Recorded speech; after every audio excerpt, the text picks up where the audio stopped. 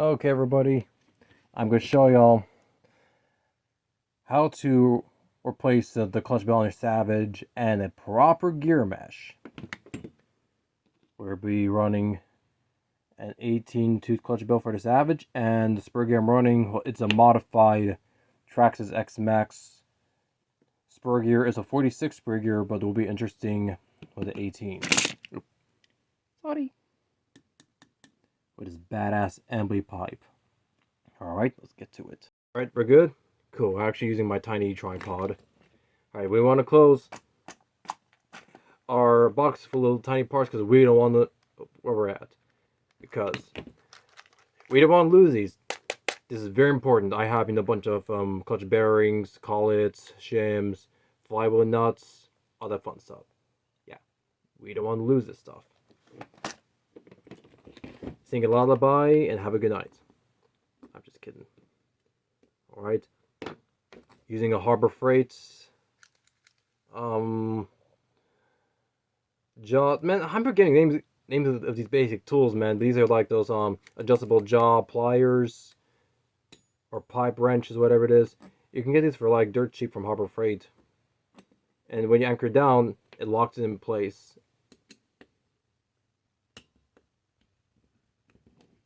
That bad boy loose so y'all can see it. Okay, let it go.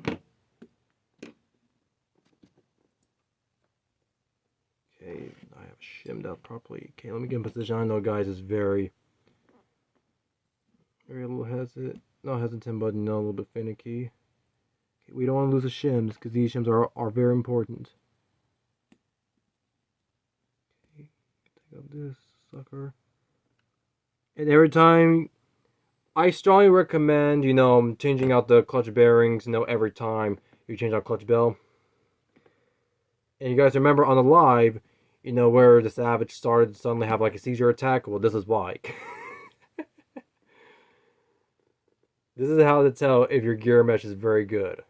Alright. Okay, we don't want to lose any shims. Okay, they don't look too bad, but I'm going to go ahead and prep them for quick. Let me just pause, y'all. And the sandpaper we're using is, well, I cut it off, but this is a P400. I think it's like 400 grit sandpaper. And gonna hold the flywheel in place. And actually, we're going to, just to get them ready, and just to prep them a bit, because,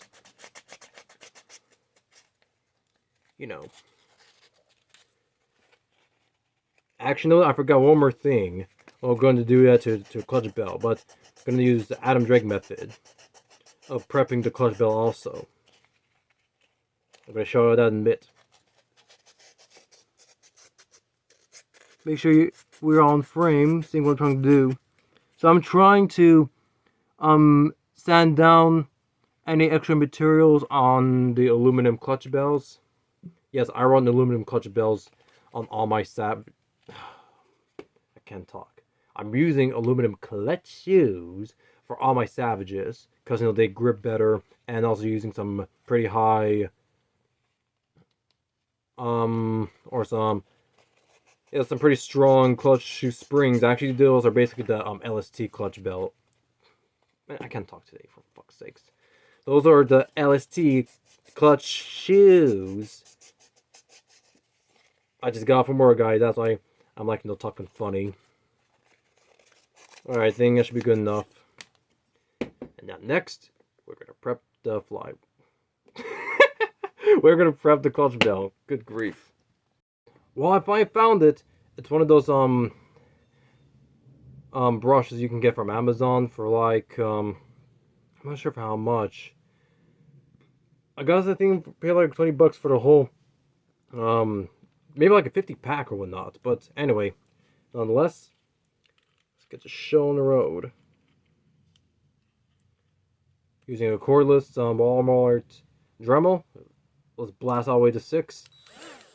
And we actually get this bearing out because we don't want it to be contaminated. This one also. Alright.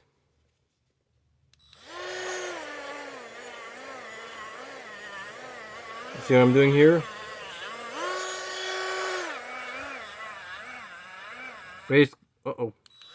Yeah, this is not probably the choice of Dremel to use. Use more like a powerful one, like an actual Dremel tool. But see, it's working. Doesn't need to be crazy. Maybe like for a couple minutes while it's getting hot. It's still getting hot.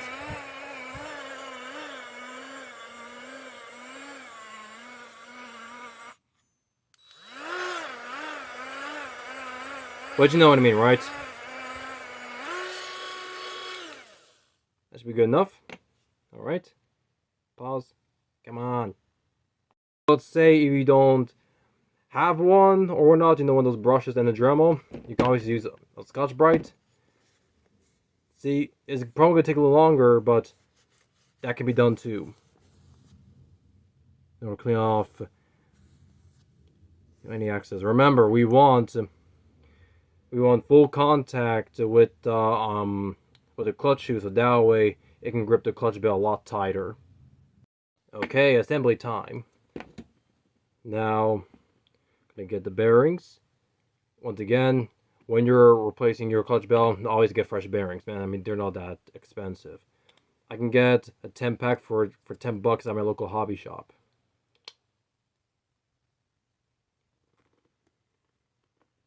Okay. In case you guys are wondering, oh, dude, you know, that's way too cheap. Well, let me put it this way. So, if I'll buy, let's say, some clutch bearings from a more expensive manufacturer, let's say like HP or Hot Bodies or whatnot, guess what? They last just for 2 seconds, and that's it. I'm like, what the hell, man? I already did my shimming, all that fun stuff. And guess what? The bearings blew up. Those are, I think, Boca bearings. What I'm running, those are Boca bearings. So, they're actually some very good quality bearings, regardless. Okay. Now, before you add thread locker, now we're going to add a clutch nut, add a flywheel or clutch nut. This is actually a titanium one. You really don't need one. I just bought one because I think it looks nice. Now, let's say if you strip the 2.5 millimeters hex one, then I think you can use I think that's like 7 mil or something. Here, let me prove it to y'all. Well, I was wrong. It's maybe like a 5.5 or something. But anyway, regardless, we still have the 2.5. Now we want to check our shimming, right? Remember, we don't need to tighten it. We just want just a little bit of play. Just a tiny bit of play. While it spins freely.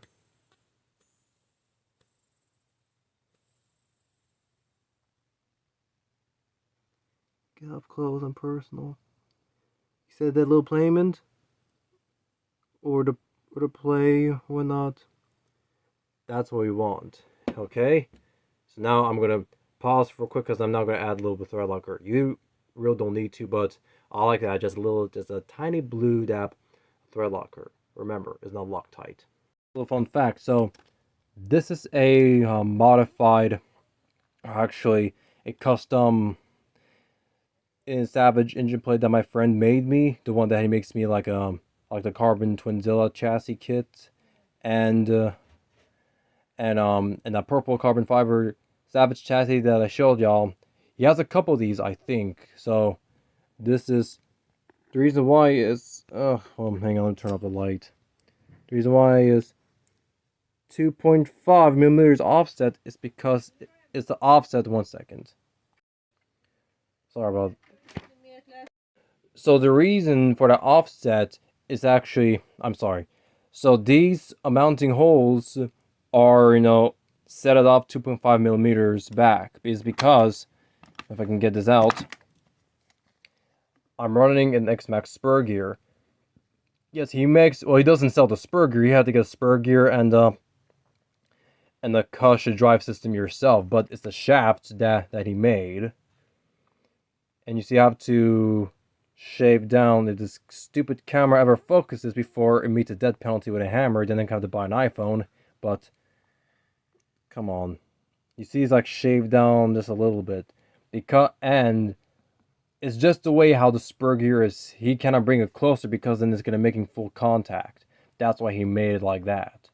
Also, if you're running your standard Savage, the spur gear would not, then you can run like an actual truggy style the four shoe clutch system with a truggy bell and whatnot. You can do that also. But anyway, so now we are gonna put this engine like that, and we're gonna anchor down with some few bolts. Okay, now here comes the important part: doing a proper gear mesh or backlash. Now, I don't use the paper method because I don't know, man, it just really doesn't work out for me. So I already buttoned up everything, but I haven't tightened down the engine bolts yet. I'm sorry, or the engine mount screws. So I already have the red locker, everything's good to go. Now I'm gonna show y'all right in camera how it's done. Alright, so I flip the truck. Lift a little bit so y'all can see, actually can view. I cannot do anything, so alright. The engine's already making contact with this chassis right here, so there's really nothing else I can do. So there's like an 18 bell and a 46 spur gear. Listen carefully. Now, go down here. Now you hear it is like crazy tight. We want crazy tight also. We don't want that, so let's move back a little bit. I mean, there's still some room for improvement. It's a little bit loose, so let's go down a little bit. It's a little bit too tight. Let's go up just a little bit.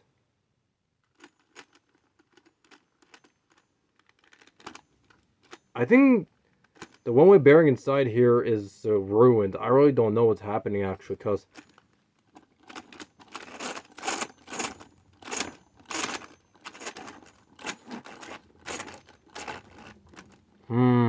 I think my one-way bearing is ruined. I don't know what happened, guys.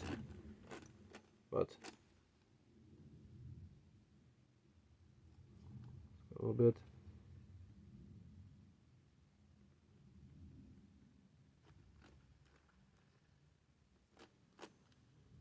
It's a little bit tight. So that's like a little bit too loose. Let's go down a little bit. No.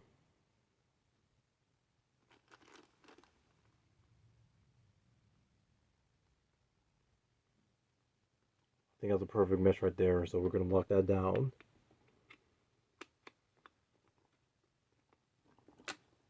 Now, this is a 3.0 size screwdriver, metric.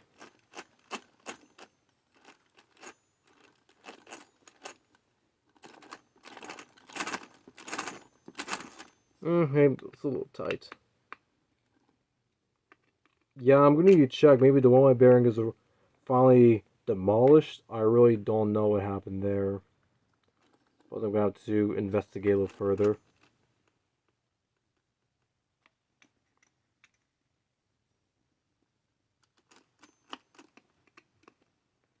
Maybe that should be perfect right there. Nope, still loose. Damn it. It's just trial and error. It's just trial and error.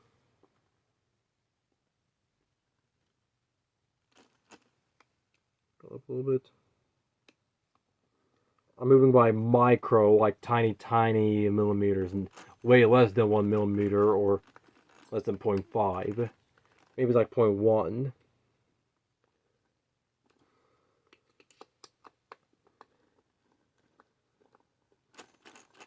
Yeah, I think we'll leave it here. Yep, that should be fine. May get the kind of noise, but it shouldn't be too bad.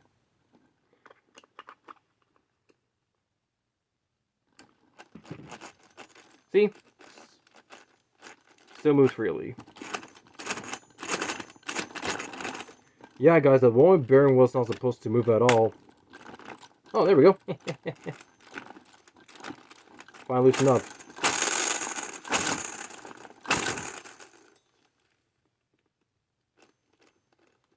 Now we can move the spur gear.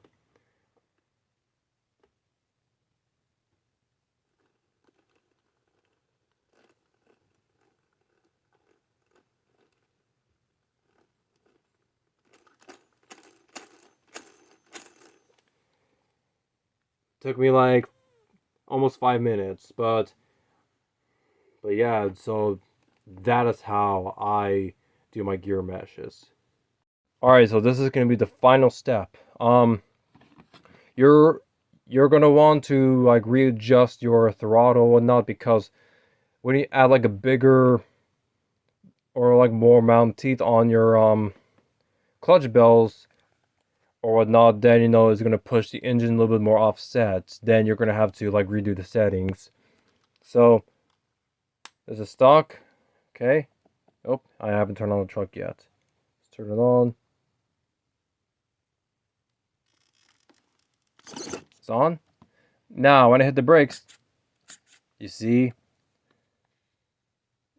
how it's opening? This is brake. Now I'm applying brakes, and then when I let go of the brakes, you see how it's moving a little bit. So versus touching the adjustments on the transmitter, I'm going to pop this out. Then I'm going to spin this little guy counterclockwise. Let's do a few turns. That's like probably 3 full turns, and let's see what happens. Let's see where we're at. Okay, so we need to do a couple more. Let's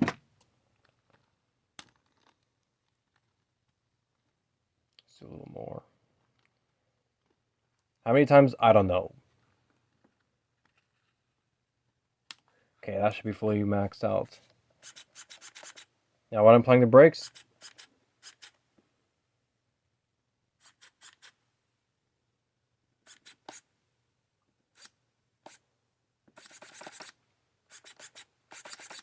normally just adjust it again. Actually, let's do it clockwise now. Maybe 2 turns and see what happens, because we don't want to overstress the servo. Remember that.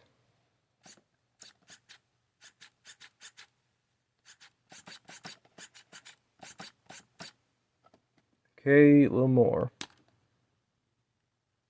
1 time or 2 turns. Okay, let's go back 1 turn.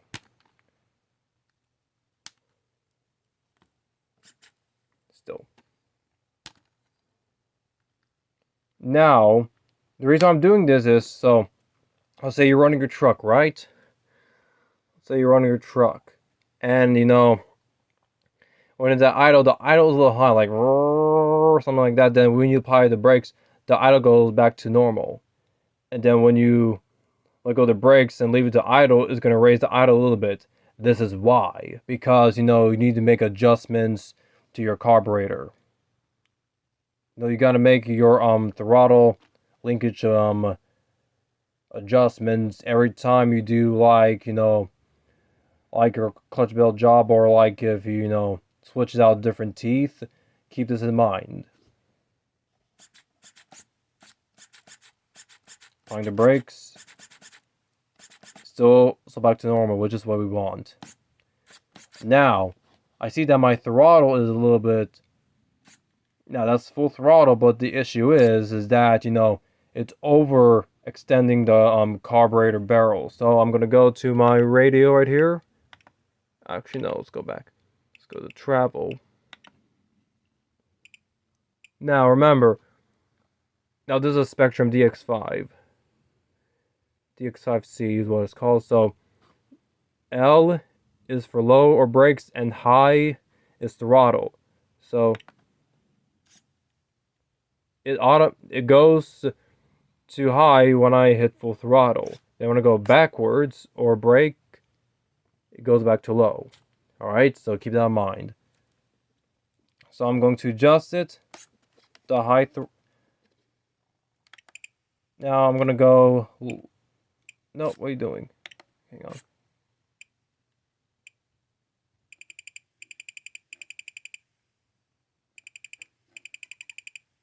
See, he's going back down.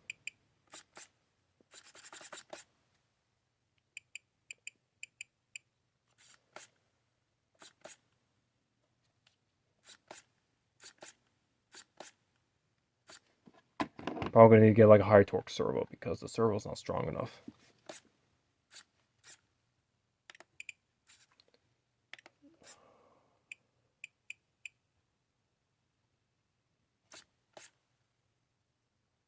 Somewhere there, we're at